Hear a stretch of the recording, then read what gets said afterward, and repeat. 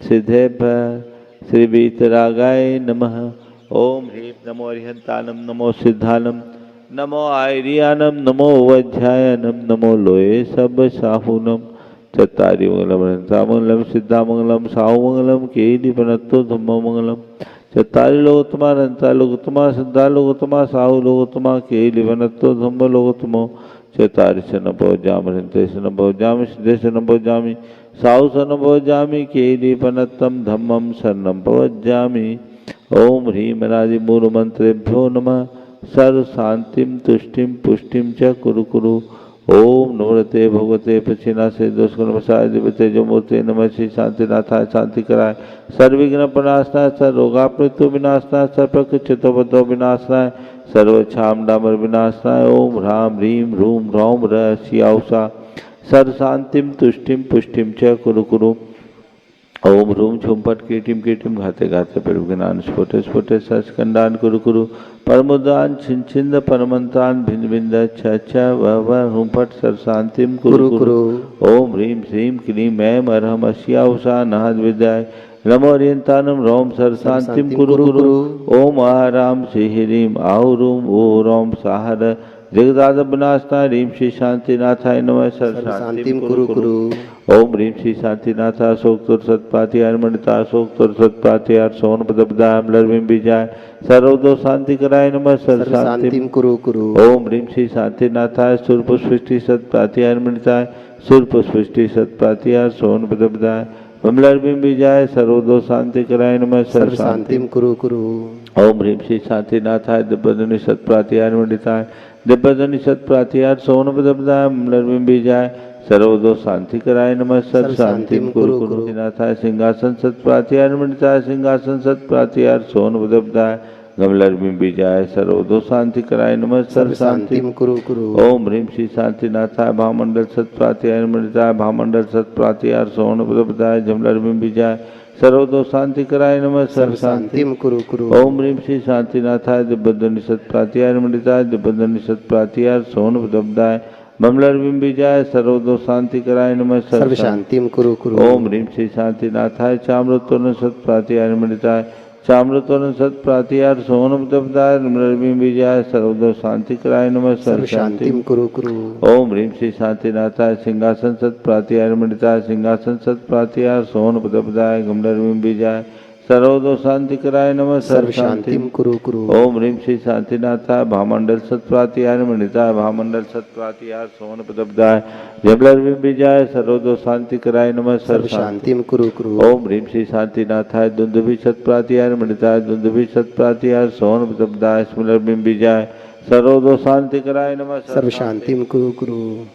ओम ह्रीं श्री शांतिनाथाय छत्तर सत्प्रातिहार मंडिताय छत्तर सत्प्रातिहार सोन पदबदाय कमलर्विम बीजाय सर्वदो शांति कराय नमः। सर्व शांतिम कुरु कुरु। ओम ह्रीं श्री शांतिनाथाय प्रातिहार्या सहिताय बीजाष्ट मंडल मंडिताय सर्वविघ्न शांति कराय नमः। सर्व शांतिम कुरु कुरु।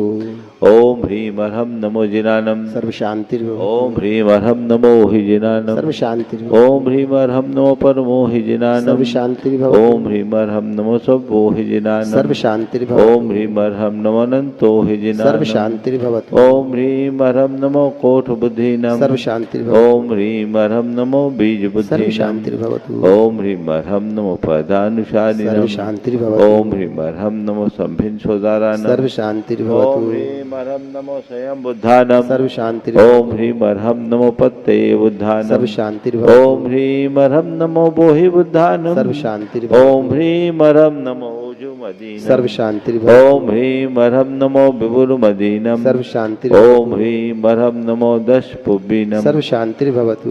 ओम ह्रीं अरहम नमो चौदश पुबीनम सर्व शांति। ओम ह्रीं अरहम नमो ठंग महानिमित्त कुशलानम सर्व शांति। ओम ह्रीं अरहम नमो वनिधिपतानम सर्व शांति। ओम ह्रीं अरहम नमो विद्याहरानम सर्व शांति। ओम ह्रीं अरहम नमो चारणानम सर्व शांति। ओम ह्रीं अरहम नमो पन्न समनानम सर्व शांति। ओम ह्रीं अरहम नमो आकाश गामिनम् सर्व शांतिर्भवतु। ओम ह्रीं मरहम नमो आशिविशानम् सर्व शांतिर्भवतु। ओम ह्रीं मरहम नमो डिट्ठिविशानम् सर्व शांतिर्भवतु। ओम ह्रीं मरहम नमो उग्गतवानम् सर्व शांतिर्भवतु। ओम ह्रीं मरहम नमो दित्ततवानम् सर्व शांतिर्भवतु। ओम ह्रीं मरहम नमो तत्ततवानम् सर्व शांतिर्भवतु। ओम ह्रीं मरहम नमो महातवानम् सर्व शांतिर्भवतु। ओम ह्रीं मरहम नमो घोरतवानम् सर्व शांतिर्भवतु। ओम ह्रीं मरहम नमो घोर गुणानम् सर्व शांतिर्भवतु। ओम ह्रीं मरहम नमो घोर परकमानम् सर्व शांतिर्भवतु। ओम ह्रीं मरहम नमो घोर गुणवंभयारिणम् सर्व शांतिर्भवतु। ओम ह्रीं मरहम नमो आमो सही पत्ता सर्व शांतिर्भवतु। ओम ह्रीं मरहम नमो खेलो सही पत्तानम् सर्व शांतिर्भवतु। ओम ह्रीं मरहम नमो जल्लो सही पत्तानम् सर्व शांतिर्भवतु। ओम ह्रीं मरहम नमो विठ्ठो सही पत्तानम् सर्व शांतिर्भवतु। ओम ह्रीं मरहम नमो सब्बो सही पत्तानम् सर्व शांतिर्भवतु। ओम ह्रीं मरहम नमो मनबलिनम् सर्व शांतिर्भवतु। ओम ह्रीं मरहम नमो वची बलिनम् सर्व शांतिर्भवतु। ओम ह्रीं मरहम नमो काय बलिनम् सर्व शांतिर्भवतु। ओम ह्रीं मरहम नमो खीर सवीनम् सर्व शांतिर्भवतु। ओम ह्रीं मरहम नमो सप्पि सवीनम् सर्व शांतिर्भवतु। ओम ह्रीं मरहम नमो महु सवीनम् सर्व शांतिर्भवतु। ओम ह्रीं मरहम नमो अमी सवीनम् सर्व शांतिर्भवतु। ओम ह्रीं मरहम नमो अकीन महानशानम् सर्व शांतिर्भवतु। ओम ह्रीं मरहम नमो बद्धमाननम् सर्व शांतिर्भवतु। ओम ह्रीं मरहम नमो लोये सब सिद्धाय दनानम् सर्व शांतिर्भवतु। ओम ह्रीं मरहम नमो भगवतो महदी महावीर बद्धमान बुद्धिशेनम चेदी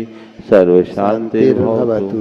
ओम नमो भगवतो बद्धमान सरसजश्चकम जलम तम गच्छै आयासम पायलम लोयानम भूयानम जुया विवाद्वारा नंगनेवा थमनेवा मोहनेवा सब्जी सत्तानम पराजितो भवदो में रख रख स्वाहा श्री शांतिरस्तु सदास्तु शिवमस्तु सदास्तु जयोस्तु सदास्तु नित्यमारोग्यमस्तु सदास्तु सर्वेषां तुष्टिरस्तु सदास्तु पुष्टिरस्तु सदास्तु समृद्धिरस्तु सदास्तु कल्याणमस्तु सदास्तु सुखमस्तु सदास्तु अभिवृद्धिरस्तु सदास्तु दीर्घायुरस्तु सदास्तु कुलगोत धनानि सदा सन्तु सदास्तु सद्धर्म श्री बलायुरारोग्यैश्वर्या विवृद्धिरस्तु सदास्तु ओम ह्रीं मरहम नमो संपूर्ण कल्याण मंगल रूप मोक्ष पुरुषार्थस्य भवतु।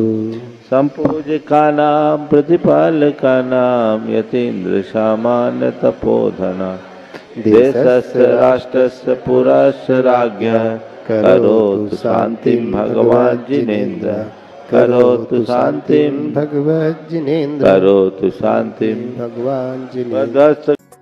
इस कार्यक्रम के पुण्यार्चक हैं DP Jain, Rita Jain, Nikita Jain, Prachi Jain, pride group of companies real estate developer and builders, orbit plaza, Prabha Devi, Mumbai 400025। देवादिदेव 1008 श्री भगवान महावीर स्वामी की अहिंसा परमो धर्म की परम पूज्य आचार्य गुरुवर श्री विद्यासागर जी महाराज की परम पूज्य स्वामी श्री प्रमाण सागर जी महाराज की जय। श्री अरहर सागर जी महाराज की जय। एक बार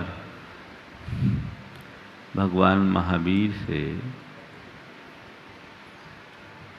उनके प्रधान शिष्य गौतम गणधर ने पूछा कि भगवान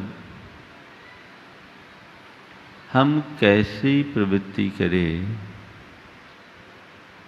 जिससे पापों से बच सके। उन्होंने अपना निवेदन एक गाथा के माध्यम से प्रस्तुत करते हुए कहा, कदम चरे कदम चिट्ठे कदमाशे कदम सये कदम भाषिज्य भुंजेज्य एवं पावम न बझई। भगवान हम कैसे चले, कैसे चेष्टा करें, कैसे बैठें, कैसे उठे, कैसे सोए, कैसे बोले, कैसे खाएं, कैसे पिए, जिससे पापों से बचा जा सके। कुल मिलाकर हम कैसी प्रवृत्ति करें जिससे पापों से बच सके। बहुत विस्तृत उत्तर की अपेक्षा रही होगी, लेकिन भगवान ने इसका अत्यंत संक्षिप्त उत्तर दिया। उत्तर क्या दिया? प्रश्न को ही संशोधित कर दिया। पूछा था कदम चरे कदम चिट्ठे कदम आसे कदम से कदम भाषेज भुंजेज एवं पावम न बझई। तो भगवान ने कहा गौतम गौतम तुम पूछते हो कैसे चले कैसे चेष्टा करे कदम चरे। मैं तुमसे कहता हूं जदम चरे जदम चिट्ठे जद मासे जदम से जदम भाषेज भुंजेज एवं पावम न बचई। तुमने पूछा कैसे चलो, भगवान कहते जदम चरे, यत्न पूर्वक चलो। जदम चिट्ठे यत्न पूर्वक चेष्टा करो। जदमा से यत्न पूर्वक बैठो। जदम से यत्न पूर्वक सो।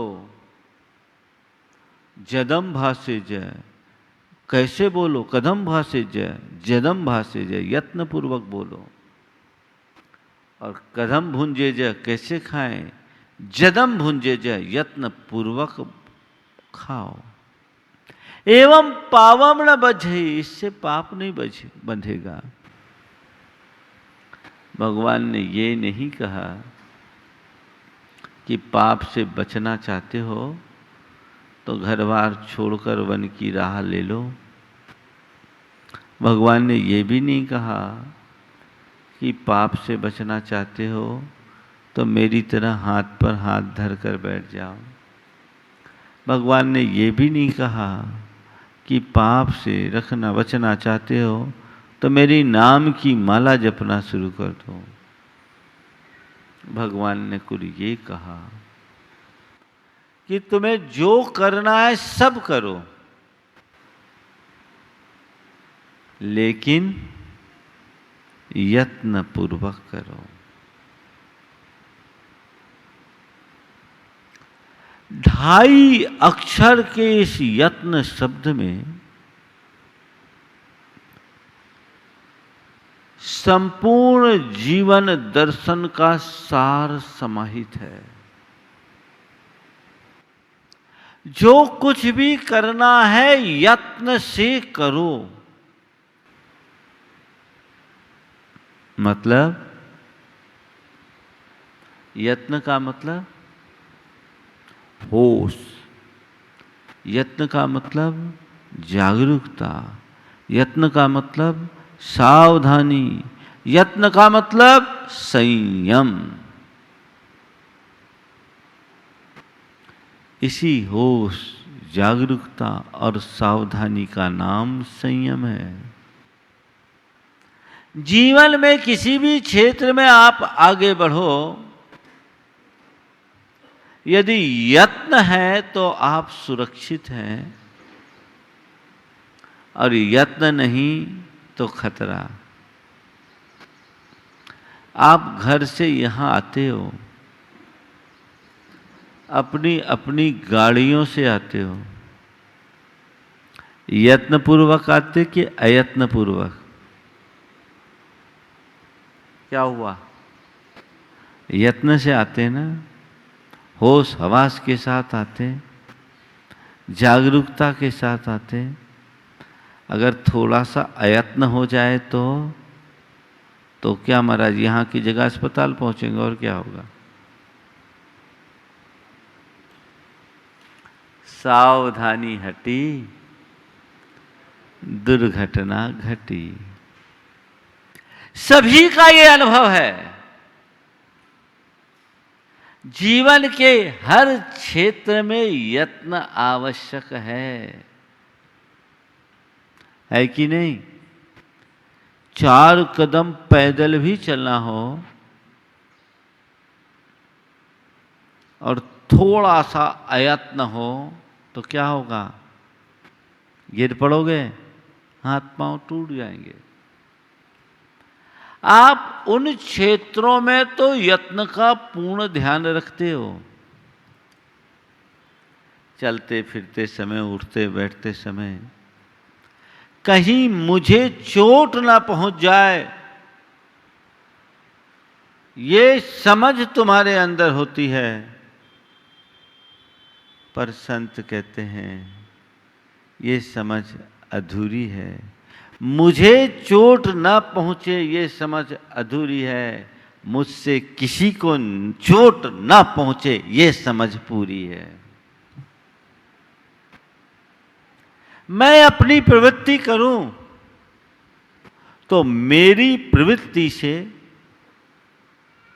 किसी को आघात नहीं पहुंचना चाहिए, किसी को पीड़ा नहीं होनी चाहिए। इस सजगता और सावधानी का नाम ही संयम है। सावधानी तो कोई भी अपनाते हैं, वो एक प्रकार का अवेयरनेस है, लेकिन इनर अवेयरनेस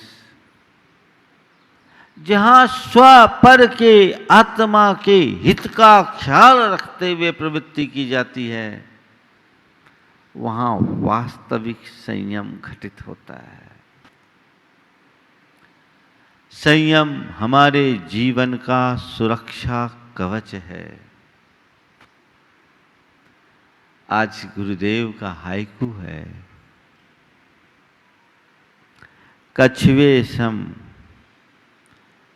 इंद्रिय निग्रह से, कछुए सम इंद्रिय संयम से आत्मरक्षा हो। बहुत सुंदर उदाहरण दिया है। कछुआ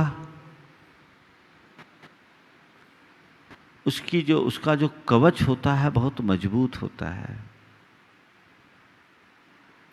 कछुआ उस कवच के भीतर ही रहता है। क्वचित कदाचित अपने भोजन पानी के लिए वो अपना मुंह बाहर निकालता भी है तो बड़ा चौकन्ना रहता है। थोड़ी सी भी आहट हो, थोड़ा सा भी खतरा महसूस हो, फट से अपने आप को संकुचित कर लेता है। आत्मरक्षा के लिए हमें कछुए के समान वृत्ति अपनाने की आवश्यकता है। यथासंभव प्रवृत्ति करो मत, और प्रवृत्ति करो तो इतनी जागरूकता से करो कि कहीं तुम्हें कोई चोट न पहुंचे, तुमसे किसी को चोट न पहुंचे। सावधान हो जाओ। इंद्रियों पर संयम बहुत जरूरी है। दो प्रकार के संयम की बात हमारे यहाँ कही गई। एक प्राणी संयम और एक इंद्रिय संयम। अपनी प्रवृत्ति इस तरीके से करो कि किसी भी प्राणी को आघात न हो, किसी भी प्राणी की हिंसा न हो, ये संयम है। और तुम्हारी इंद्रियां विकारी न बने, तुम्हारा मन विकारी न बने, इसके प्रति जागरूकता रखो, ये इंद्रिय संयम है। दोनों प्रकार के संयम से ही जीवन की सुरक्षा है। ये संयम मनुष्य को सुरक्षित रखता है और हमें हर पल संयम रखने का अभ्यास बनाना चाहिए।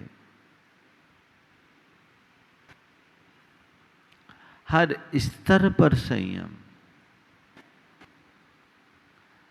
आज 4 संयम की बात आपसे कर रहा हूं। यद्यपि संयम का स्वरूप बड़ा गहन है और अध्यात्म क्षेत्र में संयम के माध्यम से ही आगे बढ़ा जा सकता है, लेकिन मैं आप जैसे लोगों को ध्यान में रखते हुए कुछ संयम की बात आपसे कर रहा हूं। आचार में संयम,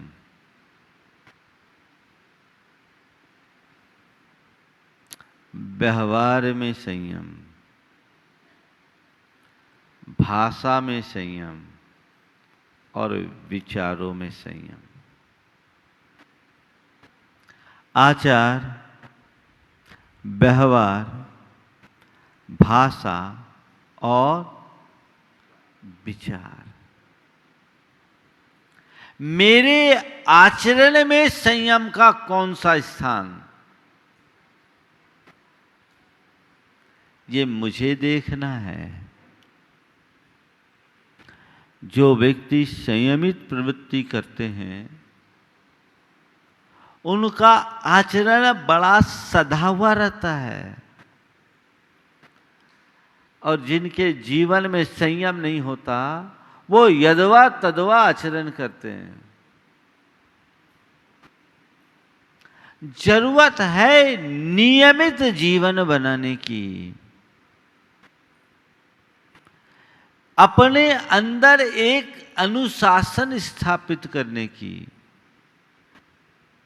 जो तुम्हें हर पल अंदर से जागरूक बनाए रखे, सजग रखे, सावधान रखे, आत्म विस्मृति न होने दे और आत्ममुग्धता में न जीने दे। अपने आचार में संयम, इसके अंतर्गत उठना बैठना, चलना फिरना, खान पान, सब में सजगता आवश्यक है। आप क्या करते हैं? आपकी थोड़ी सी चूक बड़ी भारी नुकसान कर सकती है। एक व्यक्ति आया, उसे स्लिप डिस्क हो गया। मैंने पूछा कैसे हो गया? अचानक कुछ वजनदार चीज उठा ली थी क्या? बोले नहीं महाराज, खराब आदत के कारण हो गया। बोले क्या हो गया? महाराज मेरी आदत थी बिस्तर में सोते समय सीधे सोता ऐसे। एक दिन सोया, झटका लग गया, उससे मेरी डिस्क खिसक गई।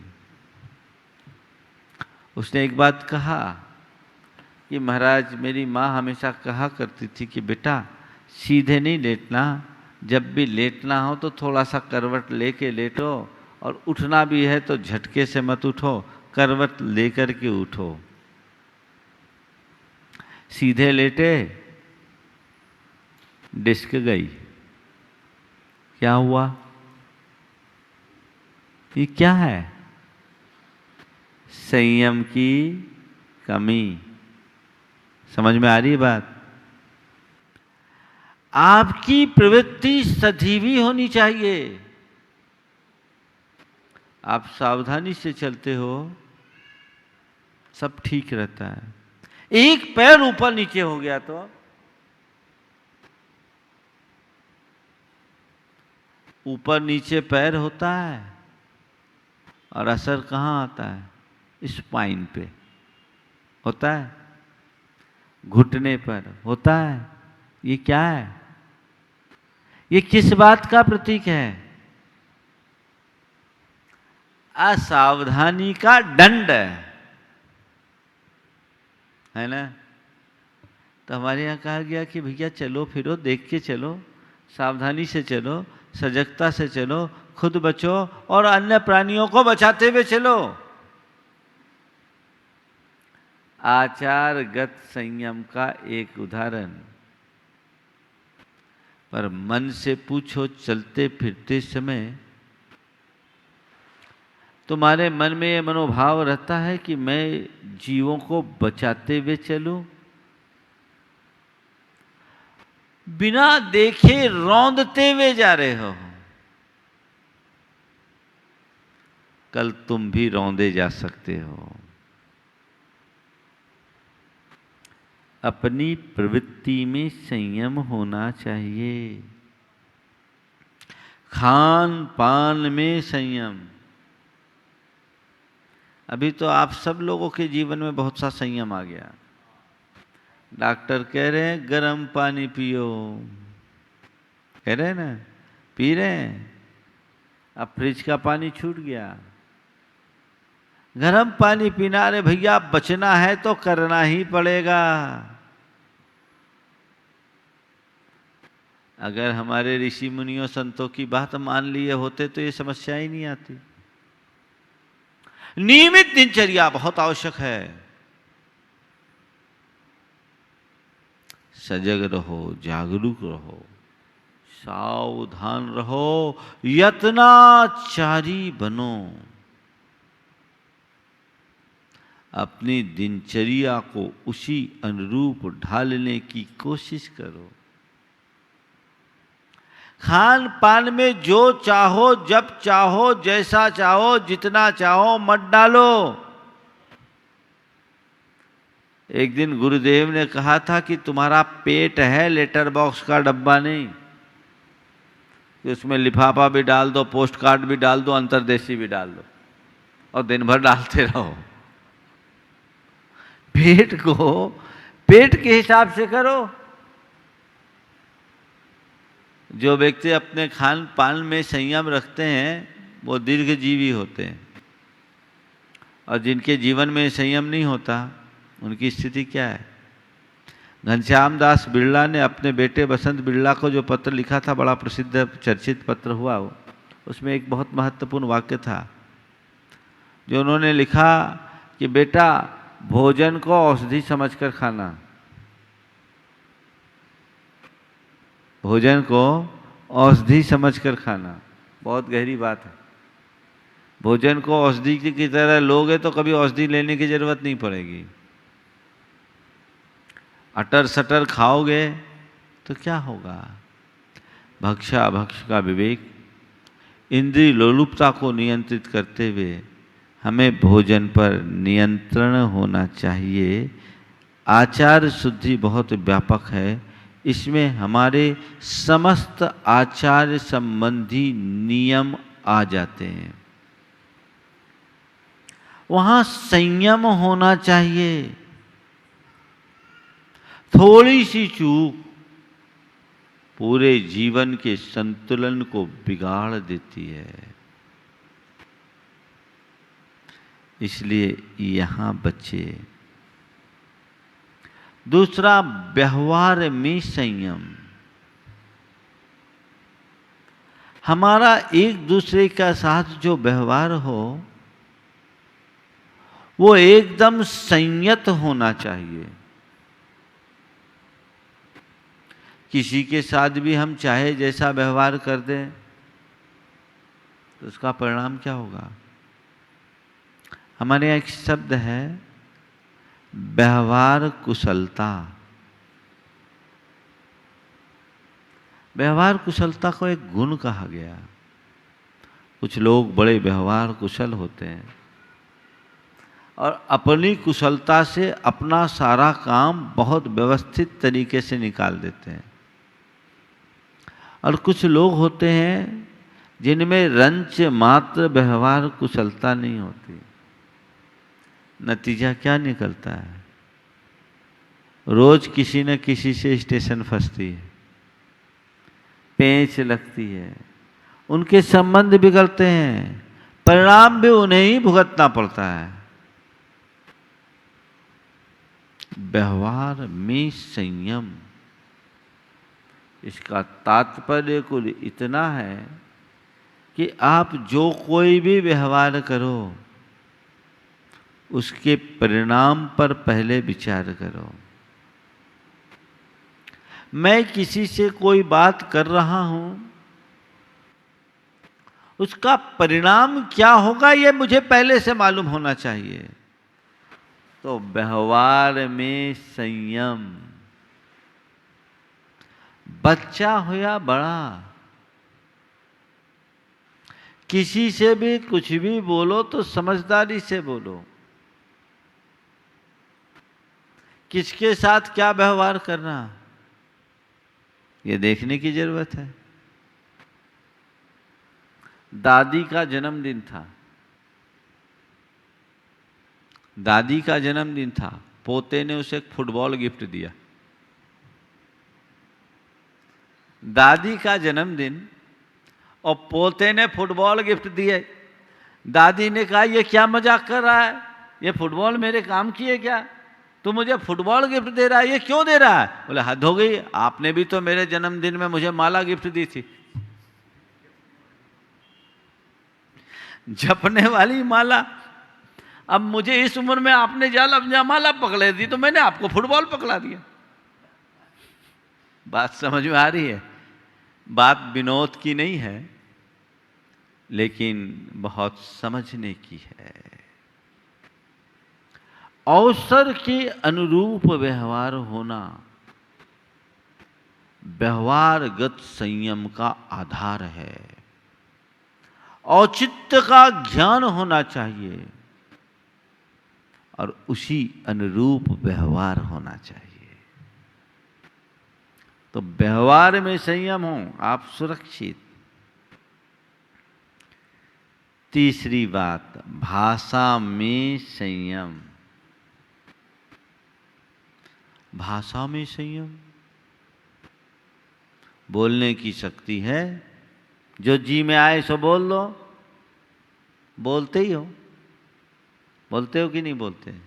हाँ महाराज, पहले तो जो जी में आता है सो बोल देते हैं, बाद में जी दुखता है। बहुतों के साथ ऐसा होता है। उस समय तो सोचे नहीं, जो जी में आया सो बोल दिए, अब बाद में जी दुख रहा है, अपना भी और सामने वालों का भी। संत कहते हैं ऐसे वचन कभी न बोलो जिससे निज पर का जी दुखे। ऐसे वचनों का प्रयोग करो जो निज पर को आह्लाद दे, आनंद दे, उल्लास दे, उमंग उत्पन्न करे। बोलने से पहले तौलने की दृष्टि अपने भीतर विकसित करिए। मैं जो बोल रहा हूं उसका क्या प्रभाव होगा, ये समझ होनी चाहिए। वाणी का थोड़ा सा भी अनियंत्रण बड़े बड़े बवाल खड़े कर देता है, और थोड़ी सी कुशलता बड़े बड़े बवाल को भी शांत कर देता है ना? एक कहावत है, बात ही हाथी पाइए, बात ही हाथी पांव। मतलब एक राजा था, उसे अपनी उम्र जानने की इच्छा हुई।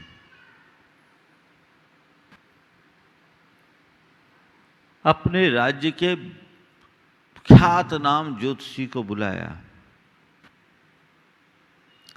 ज्योतिषी बड़ा पंडित था पर अनुभवी नहीं था। उसने राजा की जन्म पत्री देखी और अपनी तरफ से फलादेश सुनाते हुए कहा, महाराज आपकी कुंडली का क्या योग बताऊं, आपकी 7 पीढ़ी आपके सामने मरेगी। आपकी 7 पीढ़ी आपके सामने मर जाएगी। राजा तमा गया, तू मरे, तेरे बाप मरे, तू मेरे को 7 पीढ़ी मरने की बात करता? जे इसको हाथी के पांव के नीचे कुचलवा दो। गया बेचारा काम से। दूसरे ज्योतिषी को बुलाया गया। उसने पत्री देखी, कहा महाराज आप जैसी पत्रिका तो करोड़ों में एकाध होती है, बड़ा अद्भुत योग है। क्या बताऊं, आपकी 7 पीढ़ी की आयु जोड़ दूं तो उससे अधिक आयु आपकी है। ओहो क्या बात है, इसको एक हाथी दे दूं। समझ गए? इसलिए कहावत चल पड़ी, बात ही हाथी पाइए और बात ही हाथी पाओ। कहा तो दोनों ने एक ही बात थी, दोनों की बात में कोई अंतर था? अंतर केवल कहने के लहजे का था। वाणी का संयम हमें यही पाठ पढ़ाता है।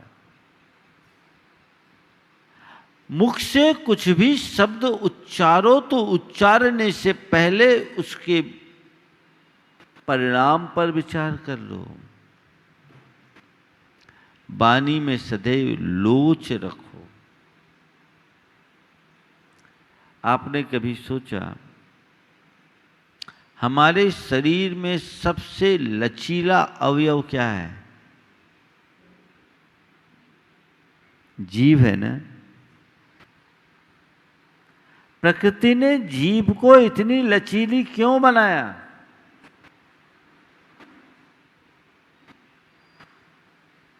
कभी सोचा जीभ इतनी लचीली क्यों है? किसी कवि ने लिखा है,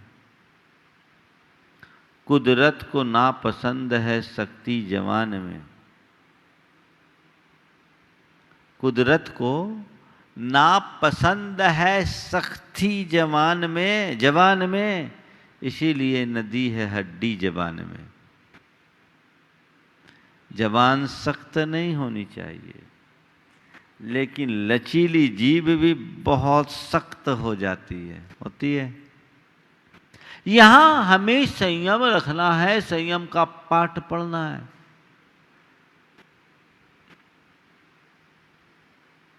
वचनों में संयम, संभल करके बोलो, सोच करके बोलो, परिणामों को पहचान करके बोलो। इसकी बहुत आवश्यकता है। एक दिन मैंने आप लोगों से कहा था आरोप परख, अपमान परख, आलोचना परख और आवेश परख शब्दों का प्रयोग न करें, कहा था। यही संयम है, वचनों का संयम। थोड़ा सा असंयम बहुत भयानक रूप हो जाता है। कहा गया है, रहीमन जिब्बा बाबरी कह गई सुरग पताल। रहीमन जिब्बा बापुरी कह गई सुरग पताल, आप तो कह भीतर गई जूती खात कपाल। एक बार दांत ने जीभ से कहा, ये ठीक नहीं है, मेहनत मैं करता हूं, मजा तू लेती है, सारा स्वाद तू लेती, ये सब नहीं चलेगा। जीभ ने कहा, ज्यादा चपर चपर मत कर, तेरा काम चौकीदारी करने का है, सो चुपचाप चौकीदारी कर। दांत को ताव आ गया, मुझसे मुंह चलाती है, जानती इसका नतीजा, भले तू क्या कर लेगा बता दे। दांत ने जीभ को भींच दिया, जीभ थोड़ी सी कट गई और जीभ कटी क्या, एकदम बौखला गई। बोले तूने मुझसे पंगा लिया है, अब तेरी खैरियत नहीं, देख मैं क्या करती हूं। तूने मुझसे पंगा लिया, अब तेरी खैरियत नहीं, देख मैं क्या करती हूं। गई और एक पहलवान को 10 गालियां एक साथ सुना दी। और जैसे पहलवान को गालियां सुनाई, पहलवान को गुस्सा आया, एक घूंसा मुंह में दिया, बत्ती सी बाहर आ गई।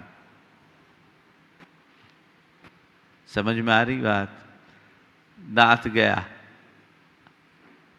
तो इसलिए कहते हैं, रहीमन जिह्वा बापुरी कह गई सुरग पताल, आप तो कह भीतर गई जूती खात कपाल। इस पर अंकुश रखना बहुत जरूरी है। वचनों का संयम अपनाना है। प्राय जब कभी भी आपसे संयम की बात की जाती है, मुझे संयम लेना है, तो खाने पीने की चीज़ों को लोग छोड़ते हैं। अच्छी चीज़ है, छोड़ना चाहिए, लेकिन वो संयम बड़ा उथला संयम है। असल संयम तो हमारी प्रवृत्ति का है।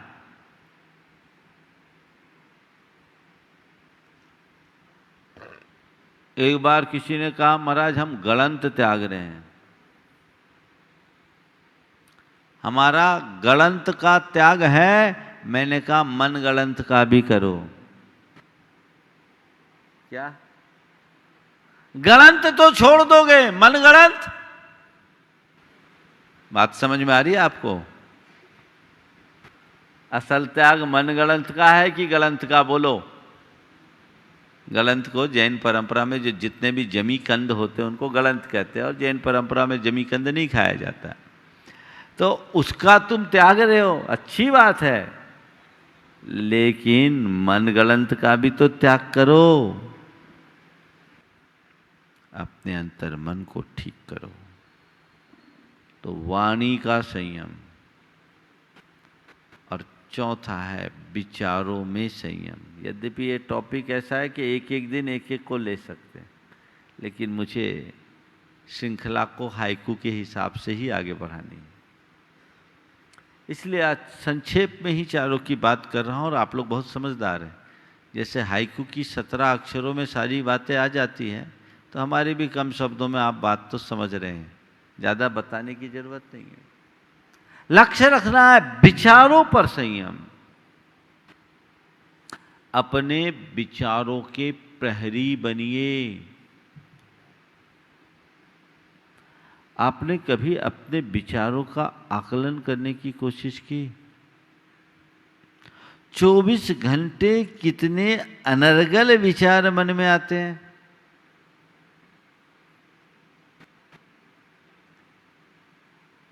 चौबीस घंटे में कहा जाता है कि एक व्यक्ति में 60,000 विचार आते हैं। उसमें काम के कितने और फिजूल के कितने? महाराज ज्यादातर तो फिजूल के ही आते हैं। विचारों में संयम का मतलब ही यही है कि हम फिजूल के विचारों से अपने आप को बचाएं, नकारात्मक विचारों से अपने आप को दूर रखें। जब हम नकारात्मक विचारों से अपने आप को मुक्त करेंगे, तब सच्चे अर्थों में हम विचारों में संयम ला पाएंगे। और जिसके विचारों में संयम होगा, उसकी भाषा संयत होगी, उसका व्यवहार संयत होगा, और उसका आचार भी संयमी बनेगा। मूल विचार है। चाहे जैसे विचार, चाहे जो विचार, मन में नहीं आने देना चाहिए। आप अपने मन से पूछिए। अगर आपके पास समाचार आता है कोई व्यक्ति अभी कोविड से प्रभावित हो गया, स्थिति सीरियस है, क्या विचार आता है? मन से पूछो, क्या आएगा? निपट न जाए। ज्यादातर यही आता है ना, नकारात्मक। विचारों में संयम का मतलब है, हे भगवान वो जल्दी स्वस्थ हो जाए, ठीक हो जाए। विचार आपके पास है, केवल दिशा को मोड़ने की देर है। अगर आप अपने अंदर जागरूकता रखते हो तो नकारात्मक विचारों से अपने आप को बचा लोगे, पापात्मक विचारों से अपने आप को बचा लोगे। आप अपने विचारों के प्रहरी बनिए, और जब भी इस तरह के नकारात्मक या पापात्मक विचार आए, अपनी निंदा गरहा कीजिए और मन ही मन संकल्प लीजिए कि अब मैं इसकी पुनरावृत्ति नहीं करूंगा, मुझे इससे तो कोई प्रयोजन ही नहीं। आप लोग जब विचारों में खोते हैं तो खो ही जाते, पता नहीं क्या होता है। और बेसिर पैर की बातों में ज़्यादा जी उलझता है। कहते भैया वहाँ उलझने से मतलब क्या है?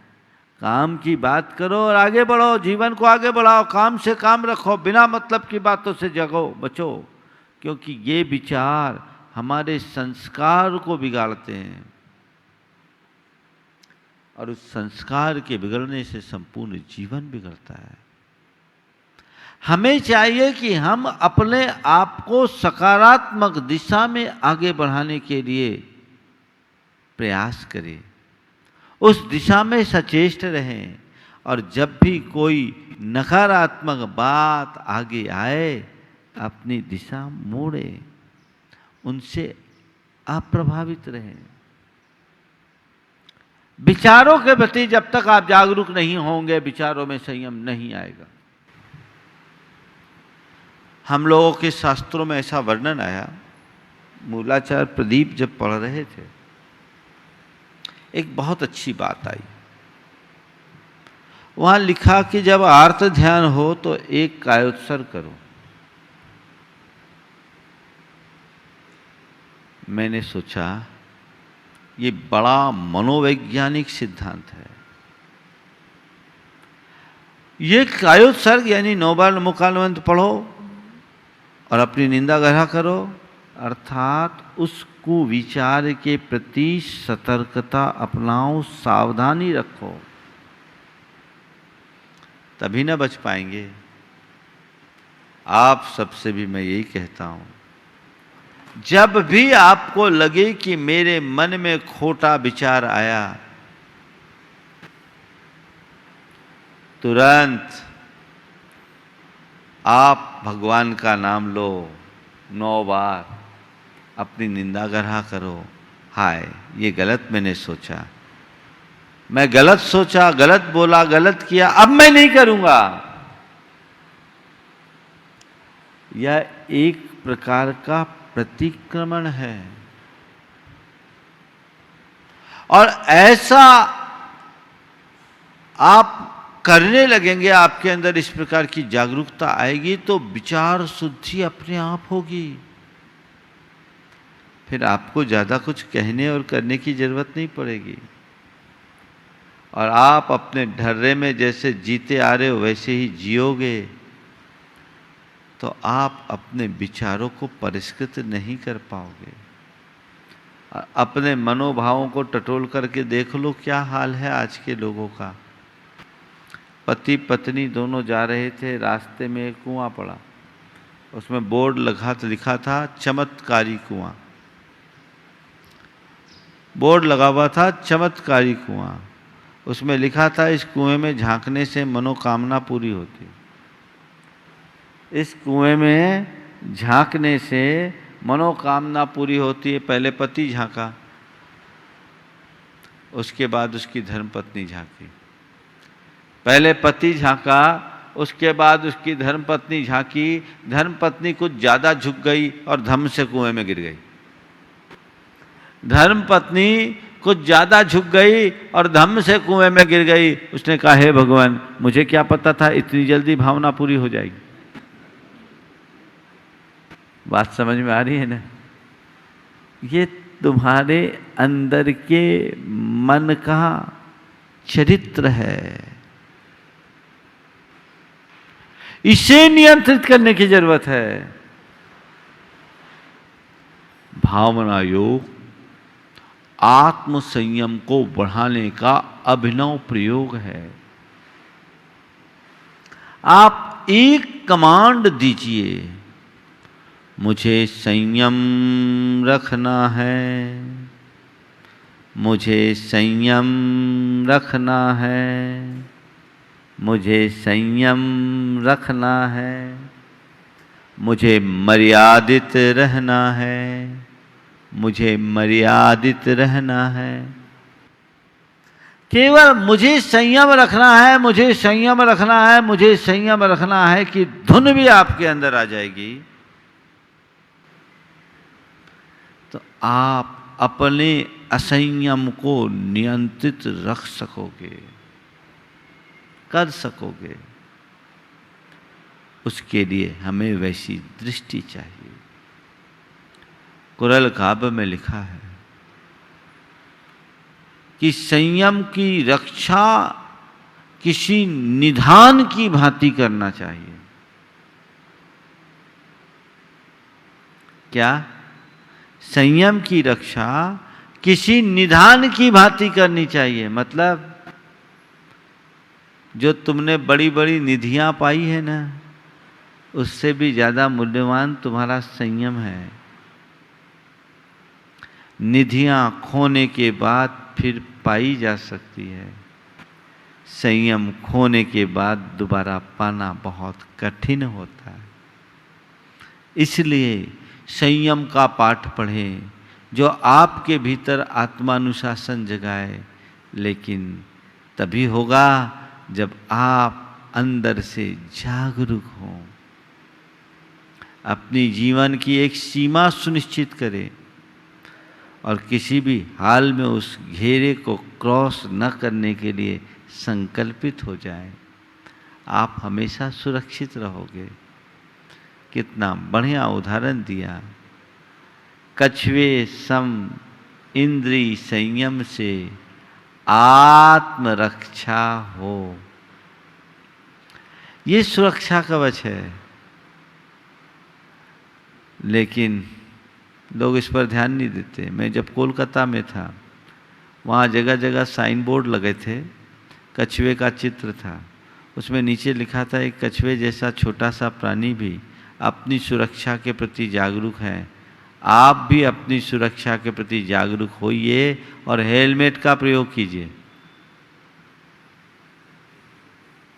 ये भी एक संयम का ही संदेश है। और तुम लोग करते हो? करते हो? बिल्कुल नहीं, लापरवाह, बेभान। जागरूकता का भाव है, यानी हमसे अच्छा वो कछुआ है जो हमेशा अपने आप को कवच के भीतर रखता है। संत कहते हैं जीवन को सुरक्षित रखना चाहते हो तो संयम की सुरक्षा कवच के भीतर रहो, तभी सुरक्षित रह पाओगे। और कोई दूसरा रास्ता नहीं, और कोई दूसरा उपाय नहीं। तो ये संयम हम सबके जीवन में आए और अपने जीवन को आगे बढ़ाएं। क्रम से हम अपनी भूमिका के अनुरूप अपने आचार विचार व्यवहार और भाषा में नियंत्रण रखने की कला सीख लें, तो मान करके चलना हमारा जीवन बहुत उत्तम होगा। समय आप सबका हो रहा है। परम पूज्य आचार्य गुरुवर श्री विद्यासागर जी महाराज जी की। इस कार्यक्रम के पुण्यार्जक थे DP Jain, Rita Jain, Nikita Jain, Prachi Jain. Bride group of companies real estate developer and builders, orbit plaza, Prabhadevi, Mumbai 400025।